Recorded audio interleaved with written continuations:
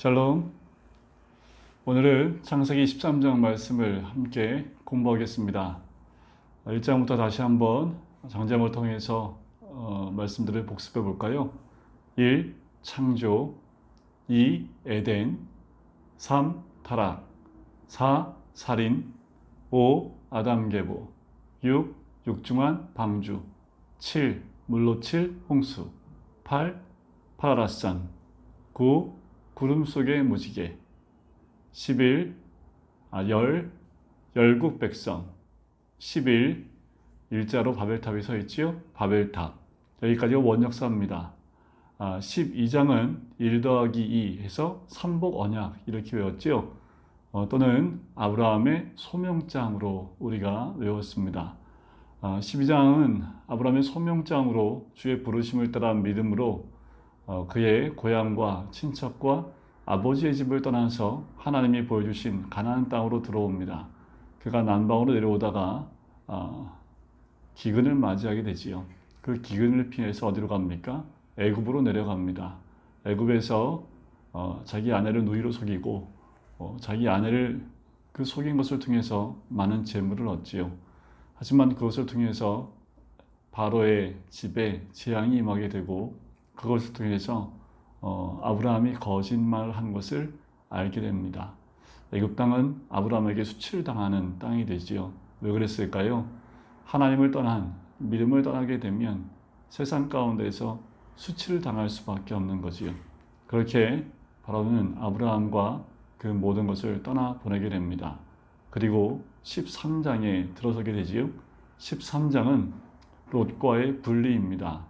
함께 하란에서부터 따라왔던 조카 롯이 13장에서 아브라함과 분리되는 사건이 일어나게 됩니다. 우리 1절에 보면 이렇게 시작을 합니다. 아브라함이 애굽에서 그와 그의 아내와 모든 소유와 롯과 함께 네겝으로 올라옵니다. 이 네겝은 남방이라는 뜻이기도 하고요. 또 메마른 땅, 마른 땅이라는 뜻도 있습니다. 애굽에서 아브라함이 나오기가 쉬웠을까요? 애굽이라는 땅은 문화적으로나 교육적으로나 굉장히 앞선 도시이고 문화적으로도 굉장히 앞선 도시입니다. 그 애굽 땅에서 다시 이 네겝이라는 가나안 땅, 가장 변방 땅으로 올라오는 것 쉬웠을까요? 아마도 수치를 당하지 않았다면 아브라함도 이 가나안 땅으로 다시 올라오는 것이 쉽지 않았을 겁니다. 애굽에서 수치를 당한 거기서 떠났을 때 이 아브라함은 다시 하나님과의 만남과 회복이 일어나게 되는 거지요. 하지만 애굽에 가면 세속의 가치관을 가질 수밖에 없습니다. 이 가치관의 영향을 받은 사람이 롯입니다. 그래서 오늘 이 13장에서 롯은 그 가치관을 버리지 못하고 그 세속적 가치관으로 아브라함을 떠나게 되는 그것을 선택하게 되지요. 아브라함은 그것을 나오면서 많은 가축과 또 많은 소유를 가지고 떠나오게 됩니다. 2절에 보면 그의 모든 것이 풍부하였다라고 얘기를 합니다. 과연 아브라함이 가진 그 풍부함은 아브라함에게 어떤 의미였을까요? 그 풍부함은 아브라함에게는 어쩌면 수치의 풍부일 수 있습니다. 아내를 속임을 통해서 얻게 된 그 가축과 은과 금이기 때문에 그렇지요. 자, 3절에 보면 이제 네겝에서 결단하서요 베델에 이릅니다. 그곳은 베델과 아이 사이인데 전에 장막을 쳤던 그곳에 다시 올라오게 되지요. 자, 믿음은요 다시 그 자리로 오는 겁니다. 믿음을 떠나고 하나님을 떠났을 때 떠났던 장소로 돌아오는 것이 굉장히 중요해요. 그렇기 때문에 우리가 믿음에서 떠나지 않는 것이 좋겠지요. 하나님을 떠나지 않는 게 좋습니다. 행여나 떠난다 할지라도 우리는 떠난 그 장소로 다시 돌아와야 되는 거지요. 4절에 보면 그가 처음으로 제단을 쌓은 곳이라 그가 거기서 여호와 이름을 불렀더라. 여기서 불렀던 여호와 이름은 무엇이었을까요? 12장에 주님의 부르심을 따라와서 불렀던 그 이름과 사뭇 좀 다릅니다. 자기의 연약함을 보았습니다. 하나님을 떠나 애굽에 내려갔을 때 아내를 누이라고 속였던 자신의 연약함과 믿음에서 떠나 있는 자신의 모습을 발견했던 그 아브라함은 이곳에 와서 하나님의 은혜 가운데 자신을 구속해 주신 하나님의 은혜에 감사하는 그 여호와의 이름을 부르는 거지요. 이 많은 풍부함은 어떻게 얻었습니까? 하나님의 은혜입니다. 하나님의 은혜가 아니고서는 이런 풍부함을 얻을 수 없었지요. 결국 아브라함이 얻은 그 많은 부귀영화, 하나님을 통해서 얻은 것, 하나님이 아니면 얻을 수 없었던 것입니다. 자, 그런데 이 많은 풍부함이 이 아브라함의 가족에 문제가 생깁니다. 뭐냐면 아브라함의 그 소유와 롯의 소유가 함께하기에는 그 땅이 너무 좁았던 거지요. 그래서 문제가 생깁니다. 7절에 보니까 아브라함의 가축의 목자와 롯의 가축의 목자가 서로 다투기 시작을 해요. 그런데 그 지역에 누가 살고 있습니까? 7절 끝에 보니까 가나안 사람과 브리스 사람도 함께 그 땅에 거주합니다. 아브라함과 롯의 목자들이 싸우는 모습을 누가 봐요? 세상 사람들이 보는 겁니다. 그 와중에 아브라함이 선택을 하지요. 우리가 한 친족인데 네 목자와 내 목자가 다투는 것 옳지 않다라고 아브라함이 이야기를 하면서 9절에 이런 선택을 합니다. 여기 땅이 있지 않냐? 나를 떠나라. 네가 좌하면 내가 우하고 네가 우하면 내가 좌하리라. 롯에게 선택권을 넘겨줍니다. 이런 선택권을 넘길 수 있었던 건 뭘까요? 아까도 좀 전에 말씀드렸지만 이 부의 원천은 하나님께 있음을 아브라함은 알기 때문에 선택을 하지 않습니다. 그리고 롯에게 그 선택권을 넘겨주지요. 자, 롯은 여기서 어떻게 선택을 할까요? 선택하는 그 모습이 10절에 나옵니다. 참 중요하지요. 이에 롯이 눈을 들습니다. 눈을 들어요.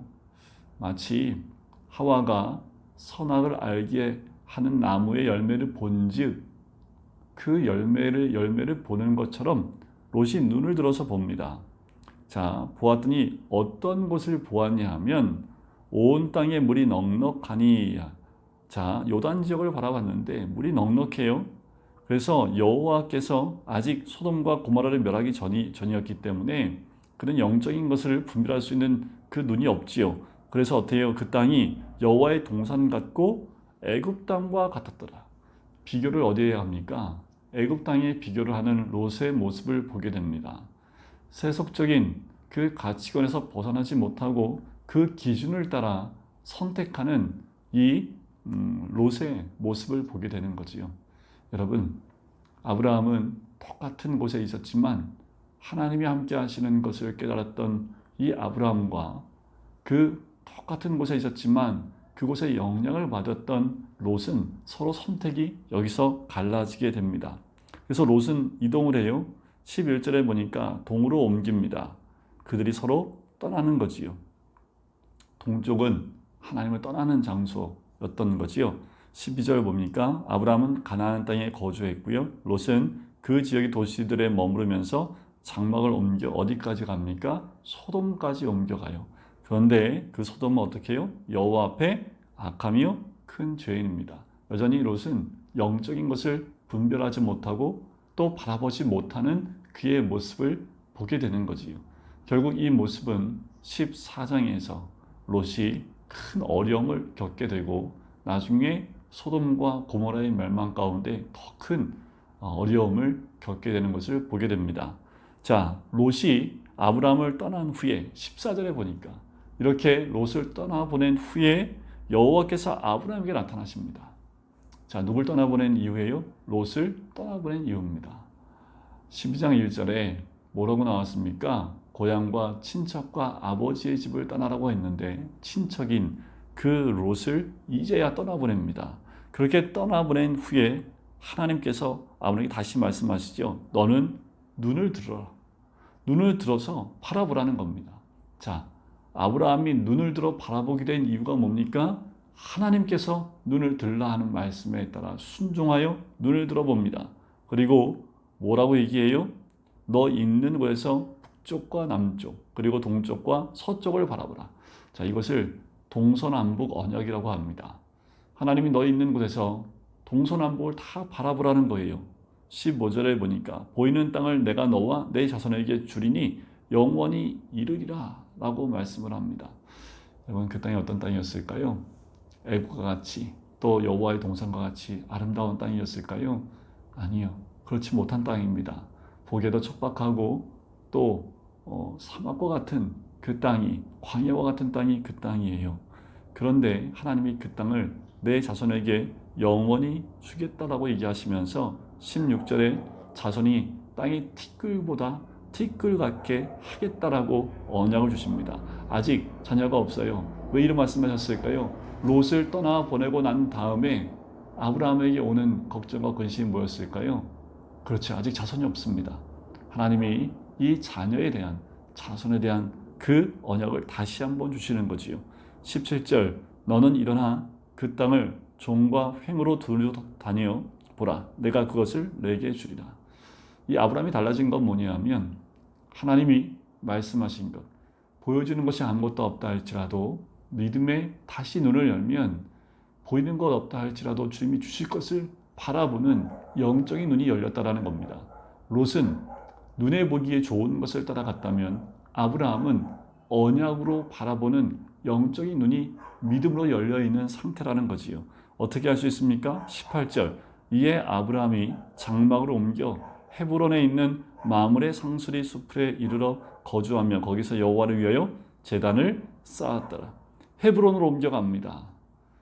이 장소로 옮겨가면서 롯이 바라봤던 그 자리에서 이제 그곳이 보이지 않는 아예 장소로 옮겨간다라는 거예요. 그러면서 상수리 수풀에 이르러 거주하면서 다시 한번 여호와를 위하여 제단을 쌓습니다. 이것은 하나님의 언약을 마음으로 믿고 그리고 여호와를 위하여 제단을 쌓고 예배 드리는 자의 모습으로 회복되어지는 모습을 봅니다. 애굽에 있어서는 회복이 되지 않습니다. 아주 눈에 보기 좋을지 모르지만 그곳을 떠나 하나님이 약속하신, 하나님이 말씀하신 곳으로 왔을 때 그것이 우리 눈에 보기에는 척박한 장소가 될지 모르지만 그 장소에 와서야 진정한 회복이 있고 예배 회복이 있습니다. 여러분, 우리가 바라보는 곳이 어디입니까? 롯과 같은 눈으로 바라보면 그곳이 정말 휘황찬란하고 보기 좋은 곳이 될 수도 있지만 오히려 그것은 하나님 앞에서 악한 곳일 수 있습니다. 눈에 보이는 것 아무것도 없어도 아브라함은 말씀을 따라 그곳을 바라보았고 또 그곳을 통해서 하나님이 역사하실 것을 믿음으로 바라봤다라는 거지요. 여러분, 우리가 갖는 모든 것 하나님이 허락하셔야 됩니다. 하지만 우리가 믿음의 눈을 들고 예배로 나아갈 때 하나님의 선한 인도하심과 약속이 있습니다. 오늘도 그 언약을 붙들고 약속을 붙들고 내 눈을 들어 바라보라 라는 주의 음성을 듣고 바라보는 우리 모든 성도님 되시기를 주님의 이름으로 간절히 축복합니다. 기도하겠습니다. 사랑의 주님, 감사합니다. 떠나기 쉽지 않았던 애굽을 수치를 당함으로 떠났던 아브라함, 하지만 그 아브라함을 따라왔던 롯은 여전히 애굽에서 가졌던 세속적인 가치관에서 벗어나지 못하고 그가 아브라함을 떠날 때에 눈에 보기 좋은 것, 애굽 땅과 같은 곳을 선택해 가는 것을 봅니다. 하지만 애굽 땅과 같은 곳은 결국 하나님 앞에서 악한 자들이고 죄인들이었다는 것을 이 롯은 알지 못하지요. 아브라함은 아무것 보이는 것 없다 할지라도 주님이 보라 하신 그 땅을 보며 믿음으로 그 자손까지 주실 것을 믿음으로 하나님 앞에 제단을 쌓으며 하나님께 예배드렸던 아브라함처럼 오늘도 그렇게 말씀을 따라 믿음으로 예배를 이루어드리고 예배드리는 삶으로 나갈 수 있는 우리 모두가 될 수 있도록 축복하여 주시옵소서. 감사드리며 예수 그리스도의 이름으로 기도드립니다. 아멘.